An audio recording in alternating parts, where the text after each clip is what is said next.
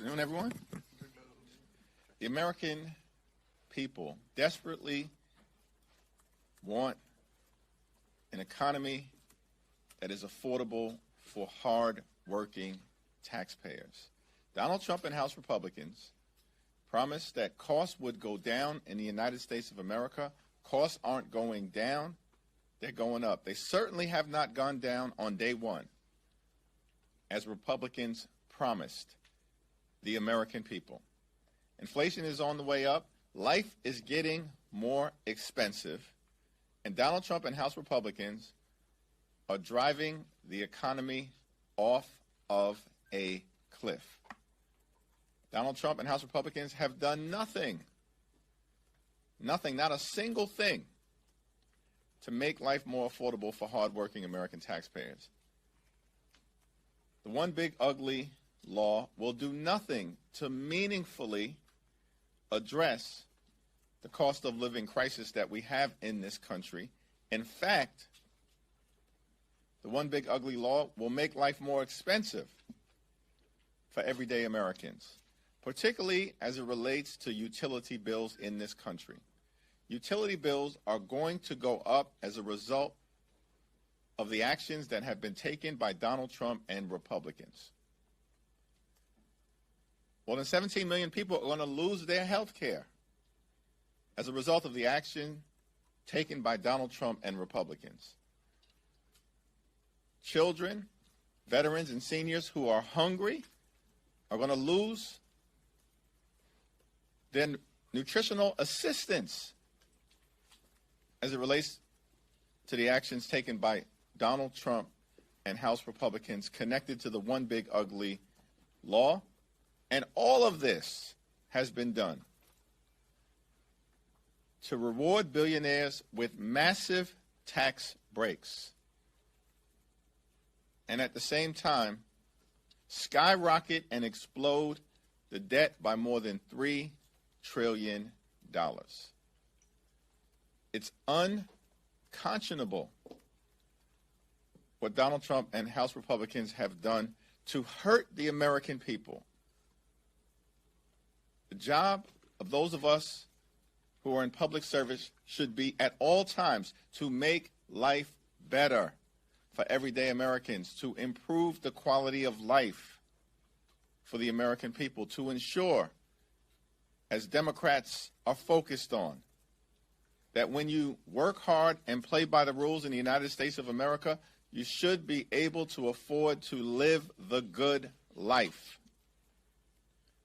Good paying job, good housing, good health care, good education for your children, and a good retirement.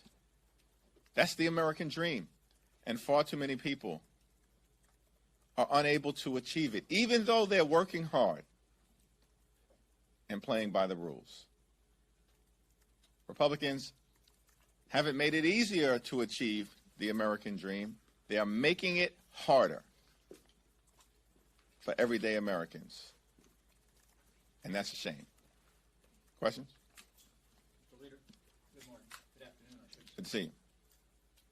Do you expect any delay tactics tonight to try to stall this? You set a record with a speech just a couple of weeks ago. Well, it's not clear what the challenges are right now in terms of why Republicans have been unable to bring these bills to the floor so we can actually debate them and lay out for the American people why their efforts to slash and burn funding is going to hurt public health, public safety, and the dissemination of public information to places like small towns and rural America. That's going to be the impact of the rescissions package. And so, as of the moment, we're just looking forward to an active and robust debate on the House floor so we can lay out for the American people why Republicans continue to take steps to hurt them as opposed to helping them. So not anticipating a magic minute like you did a couple of weeks ago? I do expect to participate in the debate, and I expect that I will speak longer than a minute. Mr. Leader, though. Thank you, Mr. Leader. I want to get your reaction to comments that OMB Director Russ Vought made at a breakfast breakfast with reporters this morning when he said that he didn't think that the appropriations process should be bipartisan going forward. Do you agree with that? What are your comments on the appropriations process if this rescissions package passes? Do you think that that hurts the spirit of bipartisanship that you try to approach these negotiations with? The Trump administration and House and Senate Republicans are trying to march America toward a painful government shutdown. That's the reality. We've known that to be the case, and now Russell Vought is saying the quiet part out loud,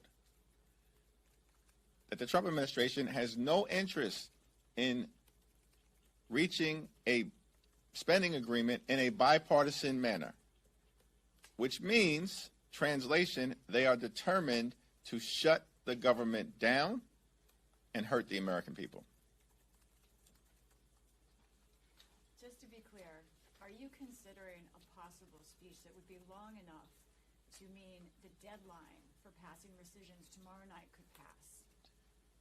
I'm surprised how much attention the Magic Minute is generating at this particular point in time. Well, the fate of all this money could come to that. I think Democrats are going to continue to fight hard and do everything we can to make sure that we are pushing back aggressively against this rescissions package, which is going to hurt the American people. Speaker Johnson's reportedly considering putting a non-binding resolution on the floor calling for the release of all the files related to Jeffrey Epstein. Would that be satisfactory at this moment, or do you think Democrats at this point need to see something like the Khanna Amendment, which would actually force the release of those documents? The Khanna Amendment is the most appropriate step that can be taken in order to provide the American people with the transparency they deserve in terms of this whole sordid, scandalous, and corrupt Jeffrey Epstein matter. This is very simple. The American people simply need to know the truth, the whole truth, and nothing but the truth as it relates to this situation. Democrats didn't put this into the public domain. The conspiracy theory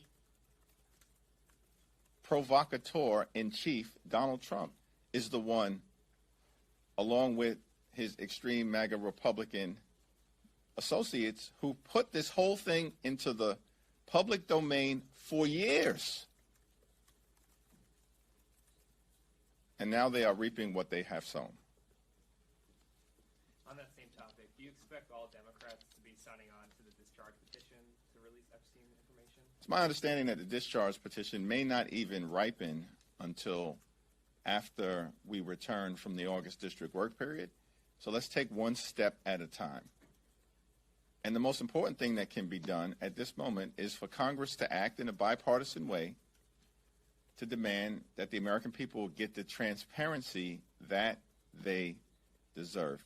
What is the Trump administration hiding from the American people? That's the question that needs to be answered. What are you hoping to learn from your meeting, provided it happens tomorrow, with Assemblyman Mamdani? And on top of that, Republicans are certainly trying to cast him as a liability for Democrats. Do you see him as such? We're going to have a very robust discussion in the event that we are able to proceed tomorrow, but at some point shortly thereafter, if we are not, about quality of life issues important to the people that I represent in the 8th Congressional District in New York, related to affordability, safety, and the ability to make sure that New York City remains a place that working families, middle-class folks, and all those who aspire to be part of the middle class can continue to call home. At the same period of time, I do look forward to having a conversation with our Democratic nominee about the importance of everyone being on the same page in terms of taking back control of the House of Representatives in 2026. On the issue of redistricting, you were asked a couple of days ago about whether governors in blue states should draw mid-decade lines to counter the efforts in Texas and North Carolina. You would defer to those governors. Since then, Gavin Newsom has come out pretty strongly and said he's ready to pull the trigger and do that to counter what's going on in Texas. Given that development, can you weigh in a little bit more? Do you think it's a good idea, a bad idea? Does it set a bad precedent? And are you in discussions with the governor about doing that very thing? It's all options on the table at this moment because of the existential threat that Republicans have posed to the health, safety, and economic well-being of the American people. As Democrats, we just want fair maps across the country. And to the extent that governors in different states throughout the nation conclude that a reevaluation as to whether their current maps are as fair as possible should take place, that certainly is a decision that makes sense to me in this environment. The House is expected to vote on a trio of crypto bills later today or perhaps tomorrow. I'm just wondering if you know yet how you'll be planning to vote, because I know Democratic leaders aren't planning to whip those bills. I certainly will make a decision about all three bills in advance of me arriving on the floor of the House of Representatives. We, as you have pointed out, have made the decision not to whip those bills, and so every single member, myself included, are evaluating the individual merits of each of those pieces of legislation to determine what makes the most sense for the communities that we're privileged to represent. And relatedly, with the defense bill, the total defense spending this year is going to be at or above $1 trillion for the first time. I'm wondering if you have any specific concerns about the spending there, allocations, if you think it should, be different in any significant ways. Here's the thing about Donald Trump, House Republicans, and the GOP. These are people who have for years claimed to be the party of fiscal responsibility. They're not the party of fiscal responsibility. These people are reckless and irresponsible as it relates to taxpayer dollars. Republicans just passed this one big ugly law that explodes the debt and the deficit and is leading America down a path of potential economic disaster and bankruptcy as a result of Republicans jamming this extreme partisan bill down the throats of the American people. We clearly have to get our fiscal house in order, but it is certainly the case that Republicans have zero credibility as it relates to spending taxpayer dollars in a manner that is efficient, effective, and equitable. Politics, at the end of the day, is about the management of public money. And the one thing that is clear right now is that Republicans have determined to manage that money in a way that hurts everyday Americans and rewards billionaires with massive tax breaks. And they clearly are also in the business of rewarding their donors and special interests that they feel will serve their political interests, but that we know undermine the public interest. Last question. Thank you, Leader. A new report came out a couple months ago saying that Social Security funds, as well as some other entitlement programs, may be on, at risk of losing money sooner than expected. What do you think the Democrats' strategy should be to save those programs from solvency? Is it just simply taxing the rich, or are there other strategies that you have? Well, let me first make the observation that Social Security and Medicare are not entitlement programs. Republicans call them entitlement programs because they believe, these extremists, that they're entitled to cut them. Social Security and Medicare are earned benefits. Hardworking American taxpayers pay into those programs through the FICA tax every single working day of their lives. They've earned those benefits. They've paid into those benefits. They deserve their Social Security and Medicare benefits. By the way, in this one big ugly law, it is likely to trigger more than $500 billion in cuts to Medicare, which is extraordinary. And we know the Republicans also have put Social Security on the chopping block. The 60th anniversary of Medicare and Medicaid is going to take place on July 30th, and House Democrats will have a Medicare Matters and Medicaid Matters Day of Action, talking about our efforts to both protect and strengthen Medicare and Medicaid and push back against the dramatic cuts to Medicaid that were part of the one big ugly law. A few weeks after that, on August 7th, I believe, that is the 90th anniversary of Social Security. And we'll be having a Save Social Security Day of Action. And we'll have more to say about that as we approach it. But certainly, I'm greatly appreciative of the effort of leaders like John Larson and Richie Neal, who have previously put forth legislation, Social Security 2100 Act, that is an important part of our strategy to both protect Social Security and strengthen Social Security.